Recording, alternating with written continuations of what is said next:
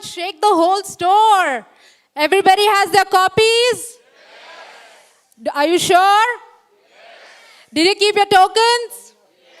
Can I see the tokens in the air? I see only 2 people are getting the book signed. Seriously? No, this cannot be. Come on, tokens in the air, tokens in the air. Come on, come on, come on. Okay, all of you all are getting your book signed today. So congratulations. But has anybody here heard of wishful thinking? Yes, no, I can't hear you guys. Come on. Yes, no, maybe, perhaps, passing mein. Wishful thinking. Anybody heard? Yes? So you know how it works, right? अगर किसी चीज को सच्चे दिल से चाहो, do you really don't want me to complete the sentence? Because you know what I'm talking about. If you think about something for a long time, it's gonna happen. So, what are we all waiting for? Amish. So can we think about it and will the forces of nature to bring Amish in front of us? I think he might. If you just think about it, he just might pop in. Come on, everybody! Oh my God, that was some wishful thinking because Amish Tripathi is in the house! Everybody go, War of Lanka, War of Lanka. Come on, you can do this. Amish, Amish, Amish, Amish, Amish, Amish, Amish.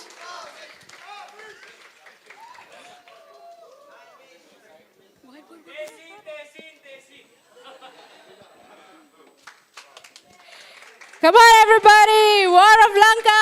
Amish Tripathi is in the house. Give him a warm welcome, please. Put your hands together for Amish Tripathi.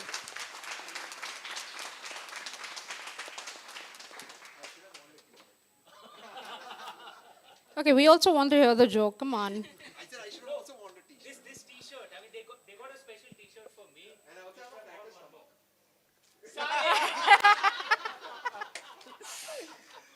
Okay, you guys are definitely a fun bunch.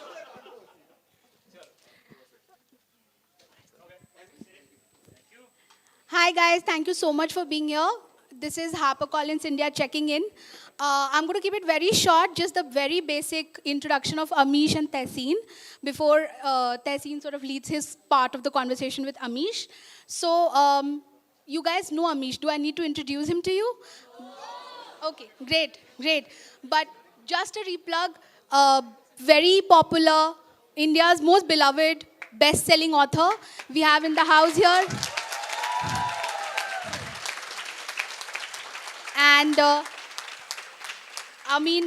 with respect to Tehseen, I'll just do a very quick introduction. Again, no introductions per se needed, but allow me. You see him every night on primetime television. He's one of India's most articulate and certainly the most popular voice and one of the most well-represented political analysts of our times, Tehseen Poonawala, ladies and gentlemen. Give us a big hand.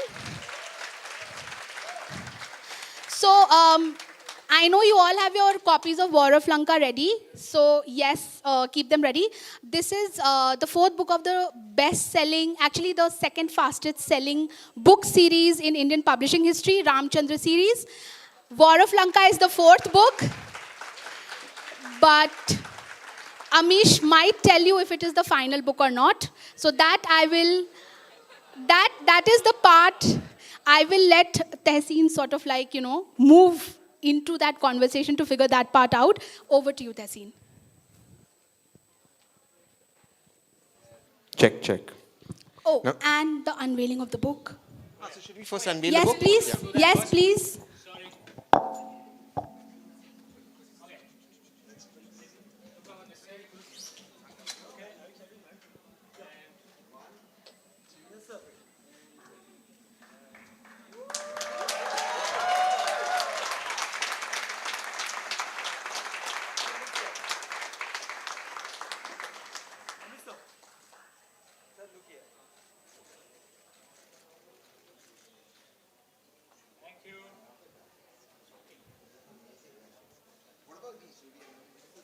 If you want to. We've done the unveiling per se. I'm just going to give you a copy of the book.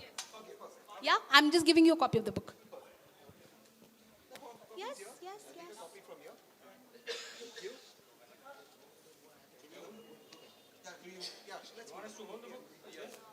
Yeah, yeah, yeah.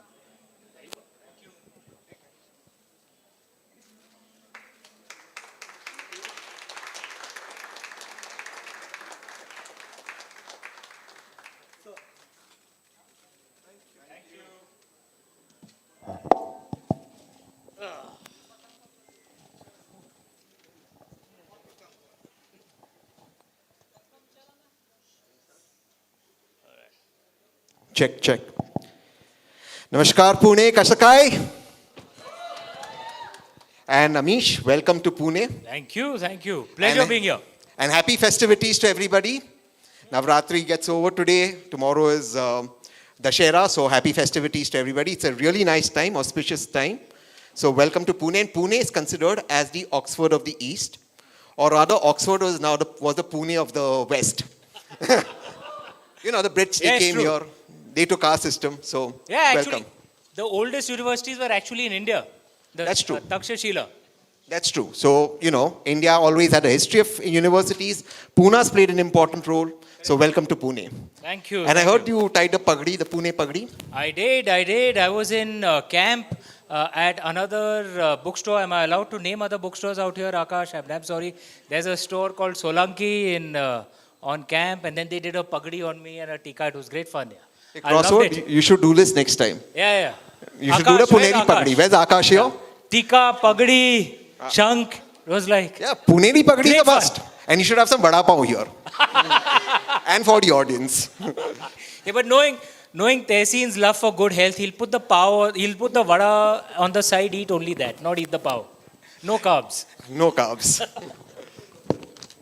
But Amish, talking about the War of Lanka, there's such hype about it. There's so much of buzz around the book.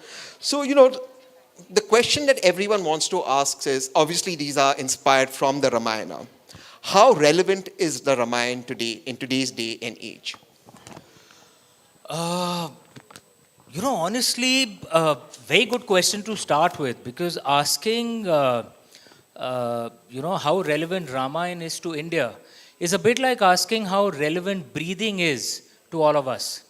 I'd heard this wonderful line once that no Indian hears the Ramayana or the Mahabharata for the first time. Like, we are born with it. And regardless of religion, regardless of caste, regardless of gender, regardless of the region we are from, the stories of the Ramayana and the Mahabharata kind of inform our way of life. Often the stories of the Ramayana keep adapting in different ages, so that we learn different things, from it. And you'll realize that when you read, ancient versions of the Ramayana, read the medieval versions of the Ramayana, read the relatively more modern version of the Ramayana, the version of the Ramayana that most Indians think is the Ramayana, at least in urban India, is actually a 1980s television serial, right? And it was great. Ramanand Sagarji did an awesome job. But it had many differences from the original Valmiki Ramayana, and that's the beauty of the Ramayana and the Mahabharata, that the soul remains old, but we keep adapting to the new. And I think the primary reason for that is we Indians never get tired of listening to the stories of our gods and goddesses. To me, it also exemplifies, the unity of India across the ages, our ancient culture. How vibrant it is. I completely agree with you. I think the Ramayana and the Mahabharata crosses gender, crosses religious lines, crosses caste lines. But you know what makes, in my opinion, the Ramayana so relevant is that in different regions of India, there are different versions of Ramayana. True. So is that something that's kept the oral tradition and now the written tradition, different stories in different parts of India, that has made these mythological books or these stories of our gods and goddesses, however you look at them, so interesting? Because in the Mahabharata has different versions in different regions. So how does it work? Yeah, I think, among the things I love most about India, about our culture, and those parts of the world that have been influenced by our culture, I think the best way to describe it is lovely Sanskrit line from the Rig Veda. Ekam sat vipra bahuda vadanti. The truth is one, but the wise speak it as many. So you're right, there are so many different versions of the Ramayana. Like in UP, there's a Lok Katha that when Ravan died, Lord Ram told Lord Lakshman that Ravan may have been our enemy, but he was a knowledgeable man, and Goddess Saraswati had blessed him. So therefore, you will go and learn from him, so that that knowledge is not lost. And then he told Lord Lakshman that since you are going to be learning from him, show him respect. First, that shows something about Lord Ram, that there must be a maryada, a way of behavior, even with one you consider your enemy.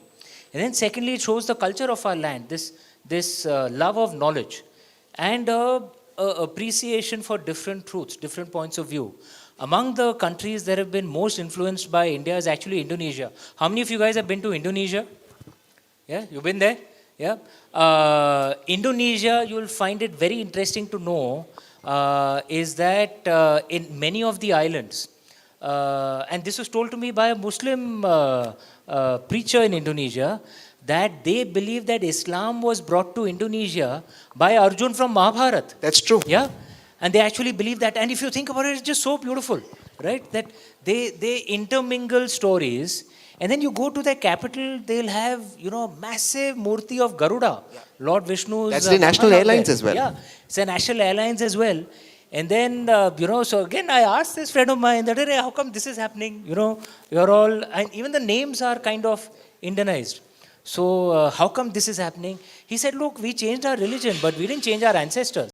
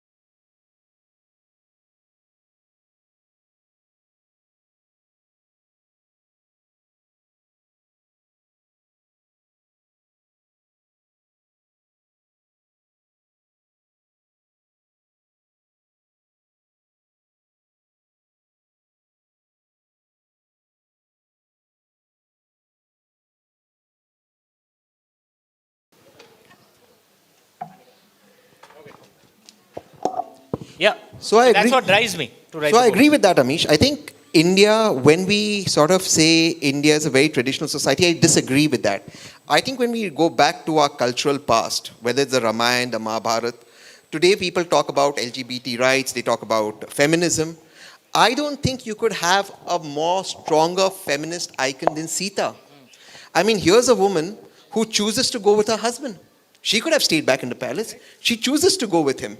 She makes her choices. And to me, a lot of times the interpretations of Ramayana that are sometimes given out, or the Mahabharata, I think come from not reading enough or understanding how our epics work. And therefore, we look at it from a very Western black and white point of view, rather than understanding and appreciating the complexities of what these great writers have put in. Completely agree with you. And if there's a is there my Sita book out here somewhere? Sita Warrior of Mithila. I'll show you the cover of that. Now that Amish is plugging 2 books, Yeah. it's 15%. Did you Akash, get it? please note. Akash, kindly note. So you see this cover of Sita Warrior of Mithila. I know to many it might appear like something new, right? That's because actually our interpretation of Sita Ma was built again on a 1980s television serial. Again, I'm not deriding that serial. It was a very good serial. Ramanand Sagar ji did a great job. But do you know there's a version of the Ramayan called the Adbhut Ramayan, which I used, which was the inspiration for this version. How many have read the Adbhut Ramayan? Yeah? Okay, applause for the 3-4 who have. Those of you who haven't, you can check this book out. And then, of course, pick up Adbhut Ramayan. Adbhut Ramayan is credited to Valmiki ji, right? In that, there are 2 Ravans. And the elder Ravan is the more powerful Ravan, who's not killed by Lord Ram. He is killed by Sita Ma. Okay? She's a warrior in that version of the Ramayan. There's this lovely line, I've quoted that at the beginning of this book as well, the dedication. Everyone has heard that wonderful line from Mahabharata, Yada Yada Dharmasya, yeah, Glanir Bhavati Bharata. Yeah, I love you, man. He's actually quoting it. There's a variation of that line in the Adbhut Ramayan. Yada Yada Dharmasya, Glanir Bhavati Suvrata, Abhyuthanam Adharmasya, Tada Prakruti Sambhava. That remember or keeper of writer's vows, whenever dharma is in decline or adharma rises, the sacred feminine will incarnate. She will defend dharma, she will protect us. This is our culture. And this from the Adbhut Ramayan to Valmiki ji, probably 2000 years old, right? We've forgotten many of these things. Sadly, it's not taught to us, So we believe what the Westerners told us, that we were a backward society, and then they came and reformed us. No nonsense, actually. We were a very liberal society. Absolutely. We've just forgotten it. We need to revive it. I agree with you completely. There's this story my mom would always tell me as a child, that when Lord Ram returns from Lanka and he enters Ayodhya, the men and the women enter, but the third gender is left behind. And only Lord Ram remembers that they are also his people, and the gates of Ayodhya open. And even today, when I hear that story or when I recite that story, I have goosebumps. That today we talk about LGBTQ rights, or we have the Western world fighting for it. Here is Lord Ram allowing them in his kingdom, not allowing them, treating them with dignity and as equal citizens. There's a lovely line said at that time, that Purush Napunsak Nari Va Jiva Charachar Koi Sarva Bhav Bhaja Kapat Taji Mohi Param Priya Soi. That any man, any woman, any transgenders, he specifically says Napunsak. Any man, any woman, any transgender, any living being, any plant, any animal, give up deceit, come to me, you're my people. Right? This is what Lord Ram says. Now imagine if, first of all, we should know this, that we are not being Western by treating transgenders as equal. Actually, we are following Lord Ram, right?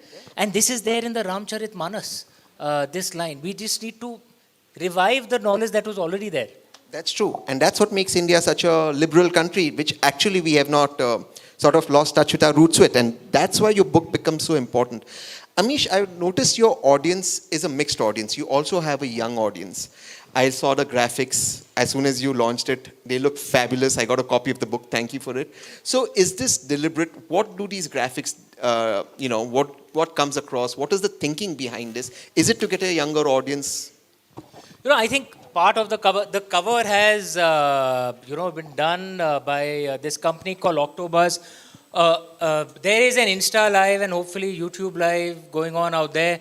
So Octopus is a company based in Mumbai. Can everyone just give a loud shout for them? What a rocking cover, man. Loud enough that they can hear it all the way in Mumbai, even without the live. And I want to tell you, this cover's been trending. It's been trending across the country. Yeah. Everyone who is of any consequence has been tweeting this cover, talking about the book. But obviously, you don't read a book in 1 or 2 days. But the first comment is they've been raving about the comment. So one more applause for them. Now, among the things you know, in my cover designs, you'll notice that the first thing is that, look, the cover should look attractive. It should give you a sense of adventure. And I think you'll agree that all my book covers have that sense that at first look, it is very attractive, right? But the thing that also happens is that all the covers always have some hidden messages in there. So for example, these, and I never explained those messages anyway. So these are actually written in the Brahmi script. See, oldest deciphered Indian script, all right?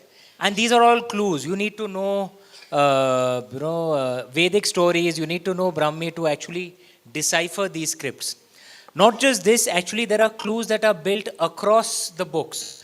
Can anyone give Ram and Raavan as well, the books? So for those who have all the book covers, okay, this is the first time I'm actually saying this. I haven't spoken of it anywhere. So this was a clue being built from 2015. Okay? Let's do this. Okay, no, hang on.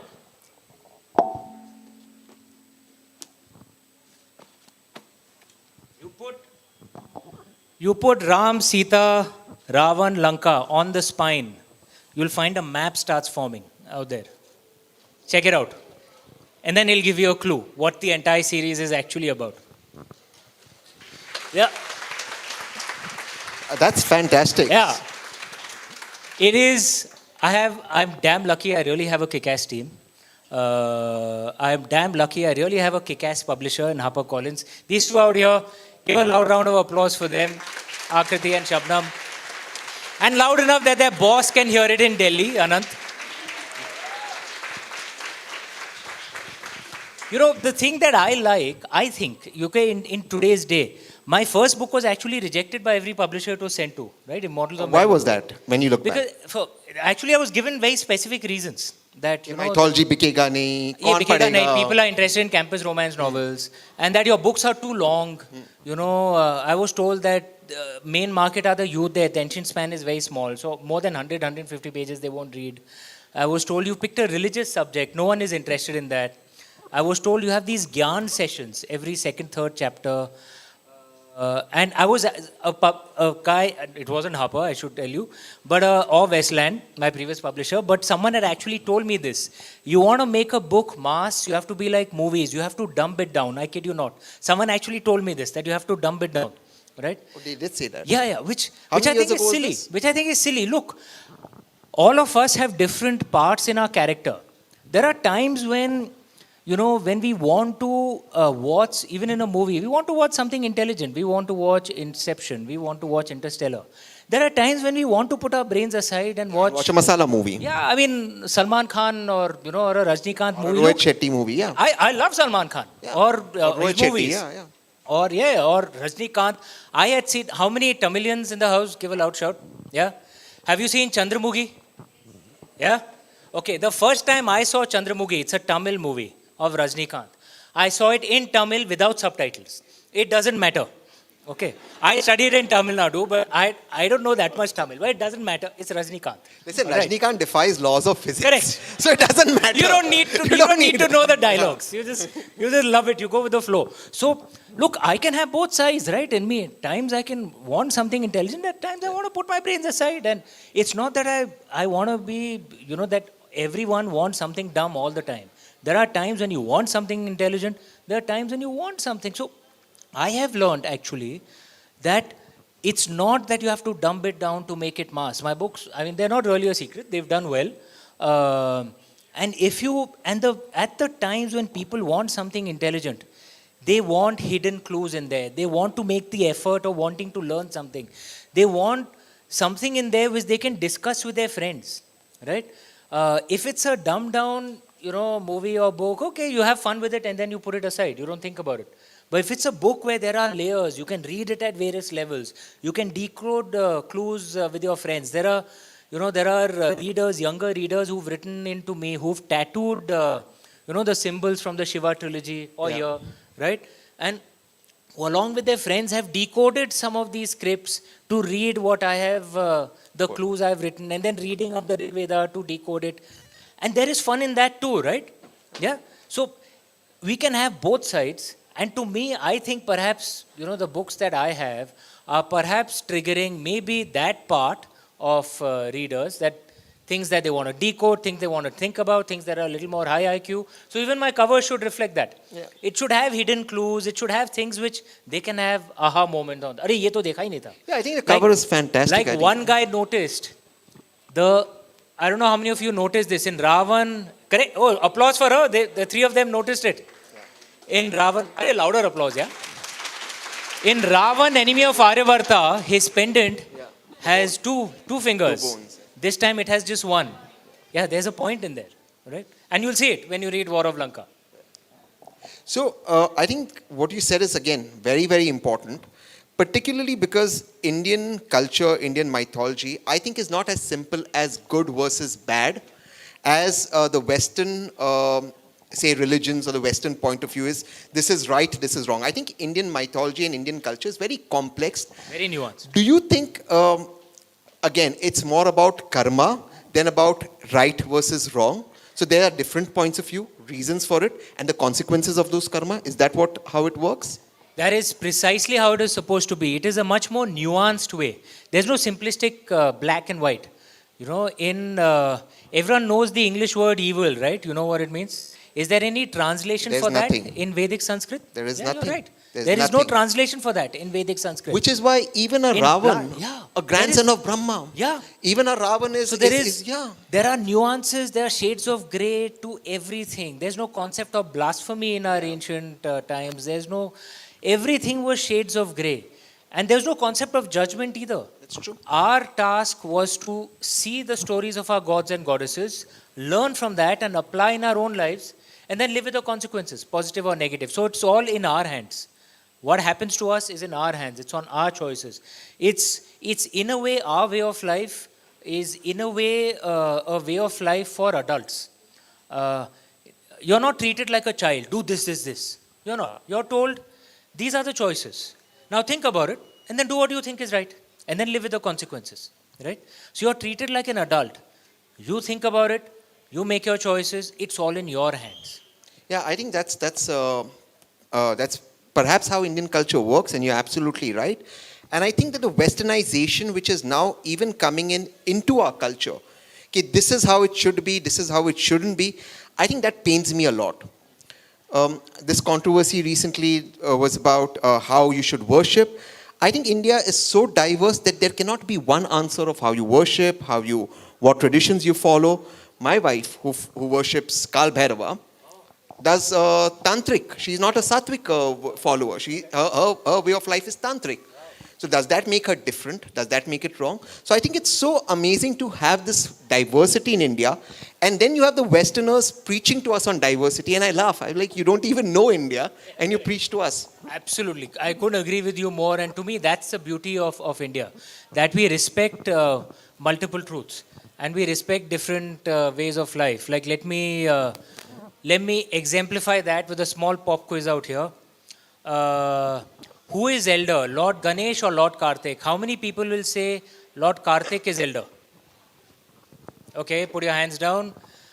How many people will say Lord Ganesh is elder? Yeah, you notice 50-50? Yeah. And do you notice I raise my hands both times? Yeah. Why is that? Because actually in North India, is believed that Lord Karthik is elder. Yeah, and in South India, it's believed Lord Ganesh is elder. That's true. One of the names of Lord Karthik in North India is Kumar because he's a bachelor. Yeah. Right? In North India. So much so that women won't even enter a Lord Karthik temple. Also because he's the Lord of War. That's true. Right? Any South Indians here? Yeah? Is Lord Karthik married? Yes? Yeah? He has 2 wives, right? 2 wives. Yeah, there you go. Now this is the example of Indian diversity. And the beauty of us, I studied in South India, And the first time, and this was in the 1980s, and I remember that was a boarding school in Tamil Nadu, and I'd come back home and I told Ma, अरे आपने तो कहा था कि Lord Karthik is a bachelor, वहाँ पे तो he has 2 wives, आपने झूठ बोला, what's going on? Then my Ma explained to me, actually there are multiple truths, and they have a right to their truth, and we have a right to our truth. So I'd asked her, then what should I believe? So he said, then when you're in North, believe he's a bachelor. When you're in Tamil Nadu, believe he's married and worship his wives too. This is the beauty of the Indian way. We are intuitively liberal. We're not the Western approach of liberal. You'll find Western liberals, very bizarrely, they will attack countries to give them liberalism. Have you noticed that? Westerners attacked Iraq. Arey, vada pav aa gaya. We could have asked for Akash, anything. well done, my man. We could have asked for Everyone, anything. Applause for Akash here, the proprietor of Crossword. So Awesome. Amish is ticking all the right boxes. He wore a Puneri pagdi. He's got the vada pav. He's spoken about Lord Ganesh in Pune because, Lord Ganesh is Pune's favorite god.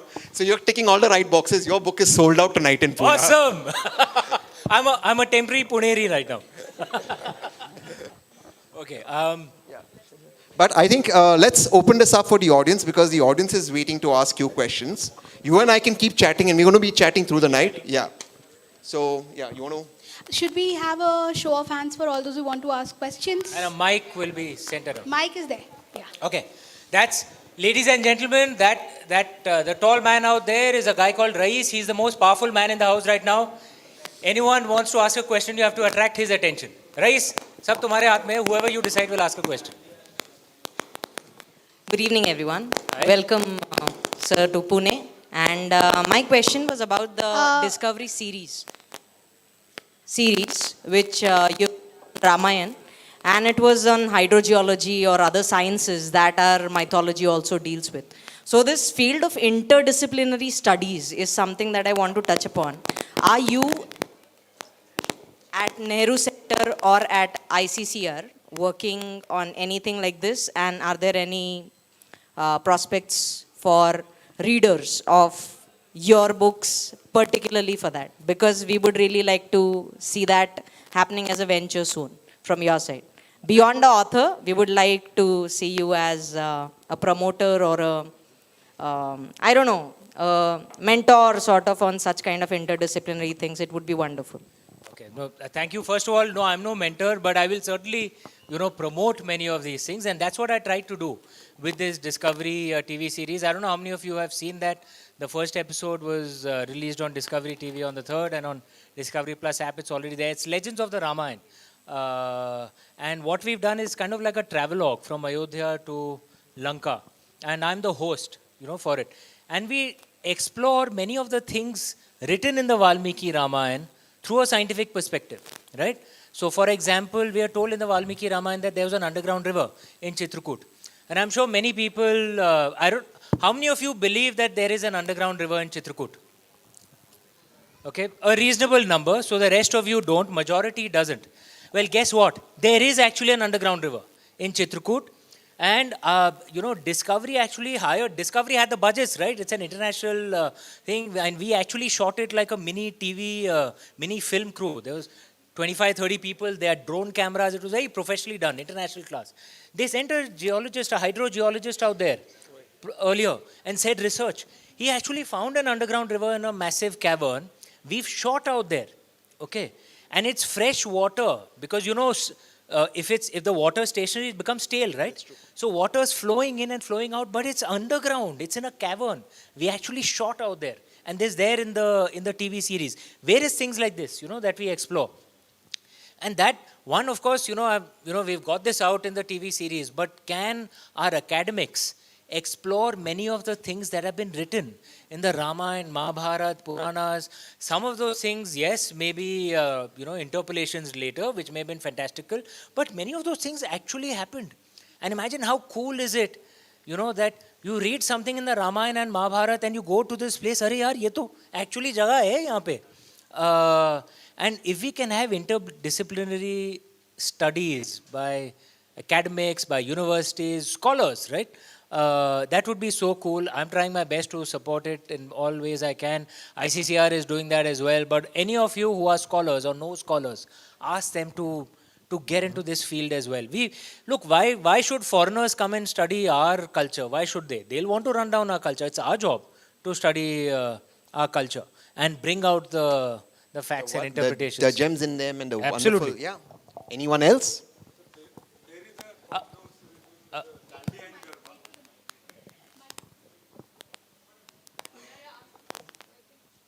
Okay. Whoever you give the mic to anyone. Whoever you think.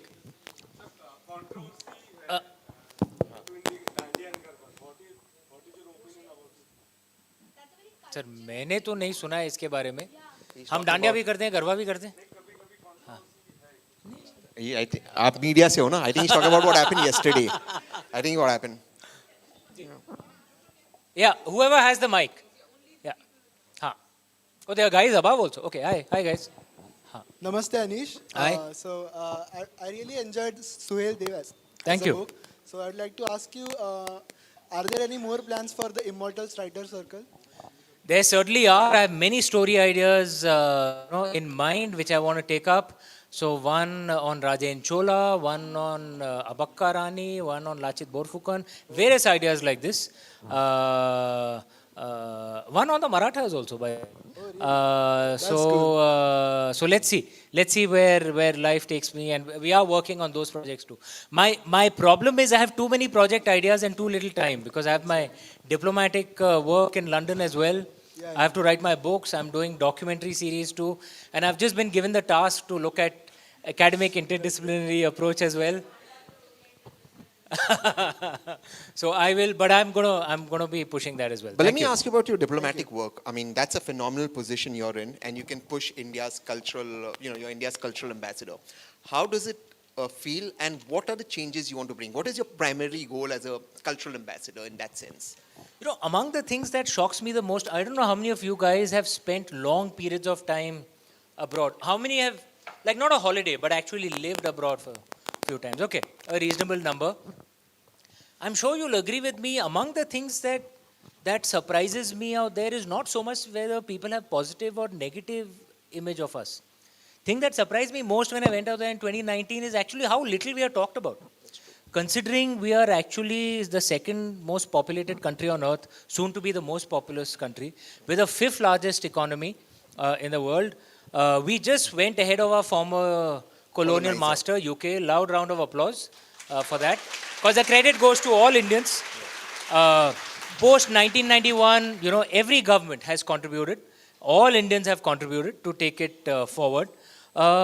Among the things that shocks me is, for such a big country, we are relatively ignored in the West. It is changing slowly, especially over the last few years as we become very obviously bigger, right? It is changing. So the key thing we have to do is, you cannot have a good image or a bad image if you have no image. That's right. There's a international soft power report which was brought out by Brand Power. I'm sure you're aware of that report. And India was ranked 27th in that. This had come out in, I think, early 2020. So just prior to the pandemic. I had been invited to speak on stage out there. And on stage or in the audience, I was the only Indian. Okay. There were various others out there. India was ranked 27. So I was shocked, so low. And there were countries like, Sweden and all above us. And I was like, oh, Sweden, hamare upar. And this is Global Soft Power Index. And the guys who did the research report told me that actually India's ranking has gone up. It was even lower, right? So the key thing that we have to do is become much more visible, right? And then, of course, start speaking about our cool things, how we are actually an attract. There was a time when we were a very attractive culture. Yeah. In the first millennium. Like I said, many people used to Indianize themselves. We have to bring that back. Oh, we were 25% of the world GDP then. Absolutely. And look, But anyone else? Yes. Hi, beta. Okay, sorry, whoever has the mic. You have to attract Rais's attention. Good evening, sir. I've always wanted to be an author. We are learning essay writing at school, but I always seem to get writer's block in an exam. So, did you ever have writer's block, and how did you deal with it? बेटा वो writer's block नहीं होता है. Exam के अंदर आपने पढ़ाई नहीं की है, वो होता है. वो writer's block. मैं भी मम्मी को यही कहता था, writer's block हो गया. वो writer's block नहीं होता है. Writer's block किताब में होता है. एग्जाम में writer's block नहीं होता है. उसमें पढ़ाई होती है. But in fiction writing, I will tell you, in terms of writer's block, find the keys that work for you when you're writing fiction, right? Because actually it's just a flow, it's a blessing. The key that works for me is music and cream biscuits. Okay, I listen. No, seriously. So I listen to a lot of music while writing, and I eat loads of cream biscuits while writing. So find your key if you're writing fiction, something which gets you into a good mood, and then you will just write. And for your exam, study hard. Okay. Hi Amish. Hi. I have read all of your book. So one of the thing which I've learned from your book is दानव आप जो दिखाते हैं हमेशा, you don't portray them as bad, but you tell the situation has made them look like that, though they are not bad. So I just wanted to know, being from such a sophisticated background, जैसे I am Calcutta, सब चीज़ आपका वो इतना thinking ऐसा रहता है, how can you think from that perspective? Okay. Very good question. Again, so I will answer that with a pop quiz. Asuras, everyone knows who the Asuras are? Yeah? Yes. Does everyone think that they are green-skinned and with horns? Huh? Anyone who thinks that they are green-skinned and with horns? Before this book, we Yeah. used to think, we might be thinking. Because we saw that in some comic books. Exactly. Right? Is that how they are actually described in our ancient scriptures? No, actually, no. Asuras and Devas were actually cousins. They're children of the same ancestor. They're all children of Saptarishi Brahma? Kashyap. They're all Brahma's creation? Yeah, correct. And all children of essentially Saptarishi Kashyap. Okay, the Asuras and Devas. Okay, and the Danavs and the Daityas. Right? It's their pravruti which made them in a certain way. Okay, and sometimes there were Asuras who were very noble, like King Bali. Right? And sometimes there were Devas who did things that should not be done, like often Lord Indra. Right? And sometimes there were Devas who did very good things, like Lord Agni, very often, right? And some Asuras who did terrible things also, right? So it comes back to the way our tradition was, that a lot of it is the choices that you make, okay? And our culture always used to be very nuanced. So even Shurpanakha, for example, right? Shurpanakha, all of us think that Shurpanakha had claws and was ugly. Many people think that. How many people think that? Yeah? Okay, again, do you know what Shurpanakha actually means? The word Shurpanakha. Huh? Long nails, sharp nails? Okay, applause for her, she's right. Okay? You know, Shurpa are those winnowing baskets. You know those winnowing baskets through which they used to winnow wheat? Yeah? If you turn it around, it's very smooth, right?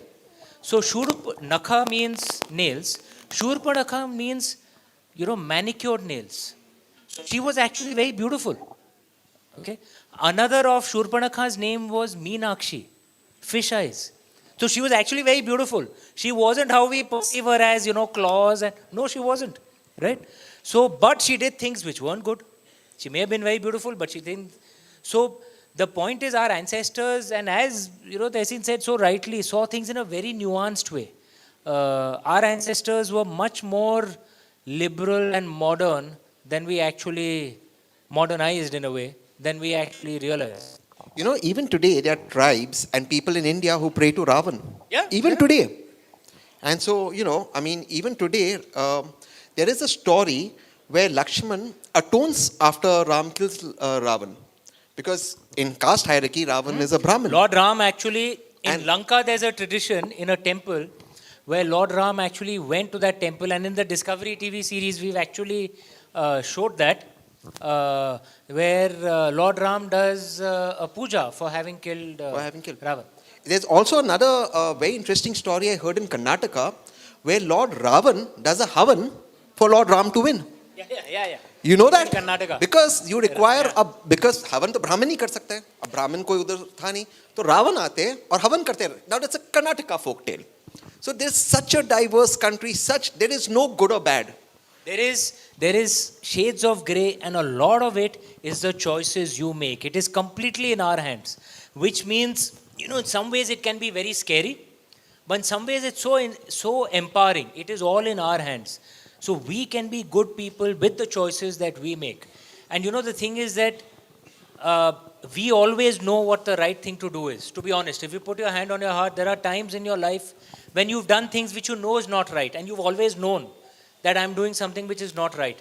Why do you not make that choice? That's what you need to think about, to make sure that you always make the right choice, because you know what the right thing to do is. You always know. No one needs to tell you. Amish, so the It's all laws the choices of in your karma, hands. the laws of karma also apply to devas as much as they apply to everybody. It applies to everyone. So Everyone- even the devas can be punished, asked to leave Swarg. More importantly, Mahabharat, has anyone read the ending with Ma Gandhari and Lord Krishna? Anyone than knows me, that story? Yeah? What a story. Now, if you remember, Ma Gandhari actually curses Lord Krishna. Do you remember that? And this is there in the Mahabharata. And what does Lord Krishna tell Ma Gandhari when she does that? She's a human being. He is God himself. She's a human being. She curses him. And he doesn't say, how dare you, this is blasphemy. What does he say? He actually folds his hands together and he says, Ma, as you wish. Right? And we know then Lord Krishna dies, right? Some years later. And that was one of the reasons it is believed was because of the curse of Ma Gandhari as a mother. Right? And she had so much spiritual energy. Now think about it. Think about what's the lesson that's taught to us? That a human being like Ma Gandhari with strong spiritual energy can even stand up to God. And Lord Krishna had the humility to accept it, from Ma Gandhari. And it shows the beauty of our culture, that the laws of karma and dharma impact everyone. Yeah, again, the story from the Mahabharata where after the war gets over, everyone dies, all the kids, except for one of Arjun's kids. And both Draupadi and Ma Gandhari are crying in Krishna's arms. Yeah. Everyone. And it teaches us war does not have winners. It only has losers. Yeah. Should we have just two more questions? The lady in blue over there, and there's a gentleman at the in t-shirt right at the back. Yeah, so just let's have those two. So, Rais, aapne de diya mic? Yeah. Okay. Hello. Okay. Hello, sir. So that's the third question. So last three questions fast, please. Hello, sir. Namaskar. Hi. And to Pune. Sir, I won't ask you any question because I'm pretty sure that I will get my all answer through your books. And personally, I want to thank you that your book is my first book which I read, and what makes you successful for me, because you connected me way more than any other author to my Hinduism, and I started research with my friends, and we both. We too already started to writing our own mythological fictional book, which I'm sure will be. Let's see how it goes. But I will stand in line for your autograph soon once it gets published. Thank you very much, sir. I'm pretty sure that I make sure you to stand with my row. Thank you. Thank you. Work hard, make India proud. Achha, your book you have to launch here only. I get 10%. You know that, no? Yeah, Akash. Where's Akash? Akash, abhi sign kar lo.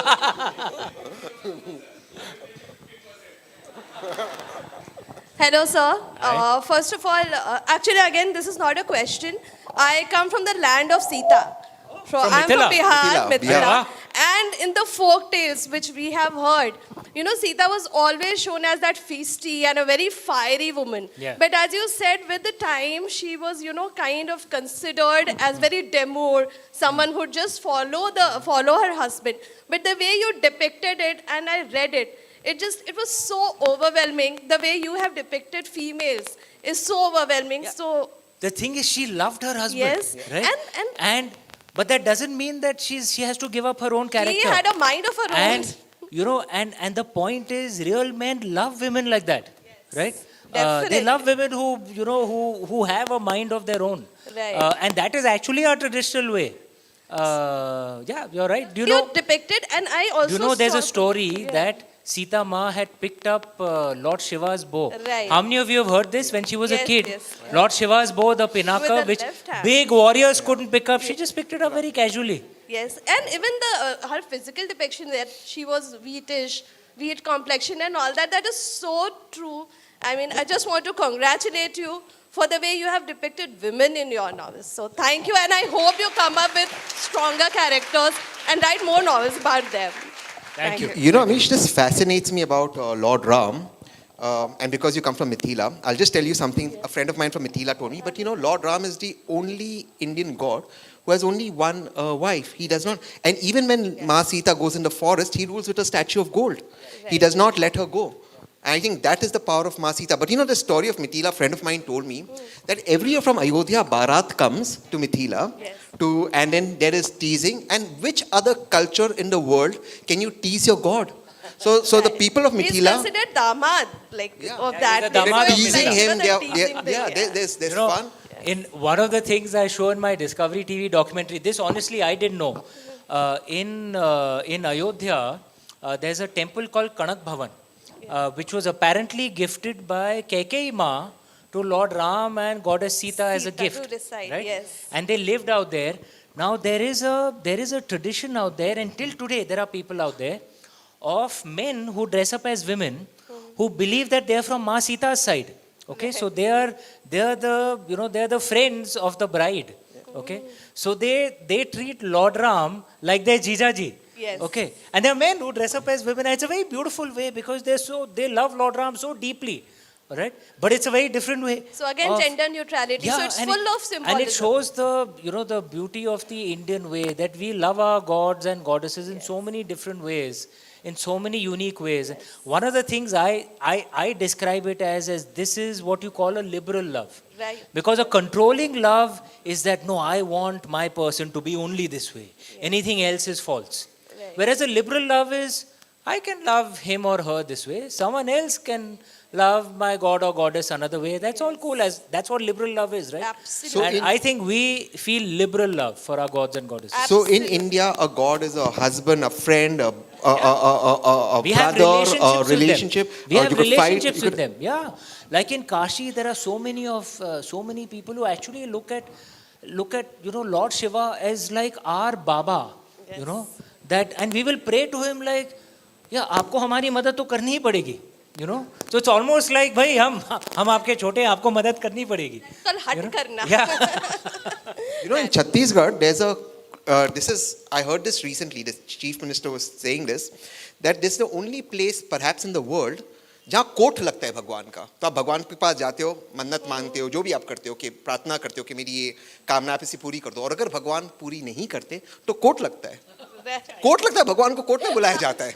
So this is, India is such an amazing country. Which other country? Love our gods. We love our gods. It's one of the reasons why we are the only pre-Bronze Age culture that is still alive. Absolutely. So many other cultures started civilization along with us. We are the only ones still alive. Big hand for that. We simply don't get tired of loving our gods and goddesses in different ways.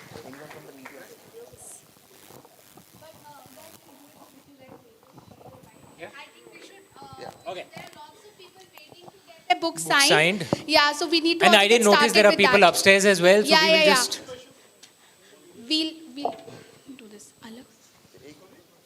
Achha, before signing, do you want to? One with the... Or up to you guys. But thank you so much, guys, for being Thank you, here. guys. Thank you. Thank you, thank you. Yeah. They'll organize. Tessie, thank you so much crossword for Thank you, this. Yeah, Shabnam. really. I will sign all books before Yeah, and going. Crossword is is going Frida to make Vada an Pav. announcement Hey, now yeah. about how I to will- go I'll about come the to it. signing. Okay, guys, everybody has the tokens in hand. All right, those who don't have the tokens, please head to the billing counter with your copy of War of Lanka, where they will issue you your tokens and you can meet Amish and get your book signed.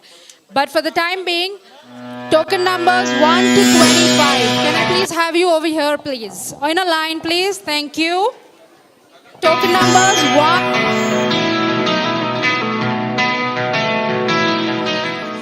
As usual, एक और super hit book. Always, I think what happens with an Amish book is that you read it and suddenly you get very desperate. Ki, where is the next one? Not only is it descriptive, it's imaginative, but it's just sheer brilliance.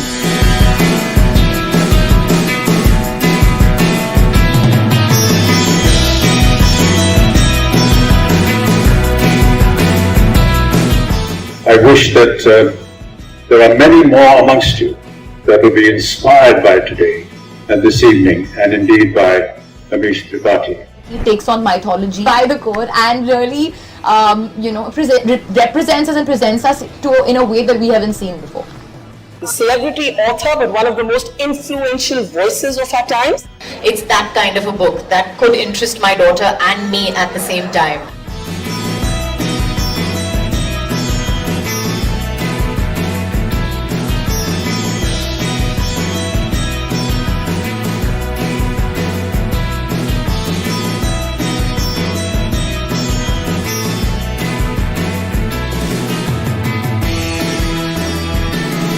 Arguably the best-selling Indian author of all time.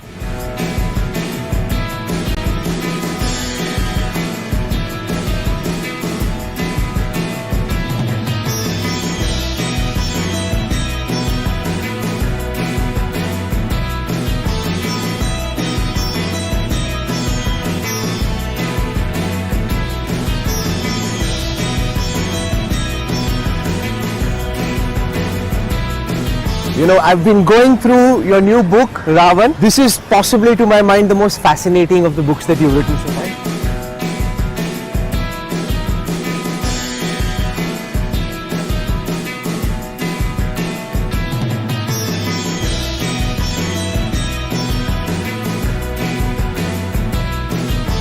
What we are seeing today, a publishing phenomenon, nothing less. No, Amish is India's first literary pop star. The writer of the fastest and the second fastest selling book series in Indian publishing history. Readers of all genders, communities and backgrounds, from young to old, have loved his books. Critics have said that his books are backed by tremendous research, deep thought, a rooted pride in India and a liberal progressive outlook. It's no wonder that his fan following has reached heights unheard of before for an Indian author. 10 best-selling books, 6 million copies sold, and the journey continues. Adding to his already full cap of feathers, Amish became a diplomat in 2019, taking Indian culture to foreign lands as the director of the Nehru Centre in London. He is also Minister Culture at the Indian High Commission to the UK. And now, in a tryst with the camera, Amish has recently made his debut as a TV documentary host in the highly acclaimed Legends of the Ramayan on Discovery TV. There are many more documentaries to follow. Amish, an author, diplomat, TV documentary host, movie producer, and most importantly, a proud Indian.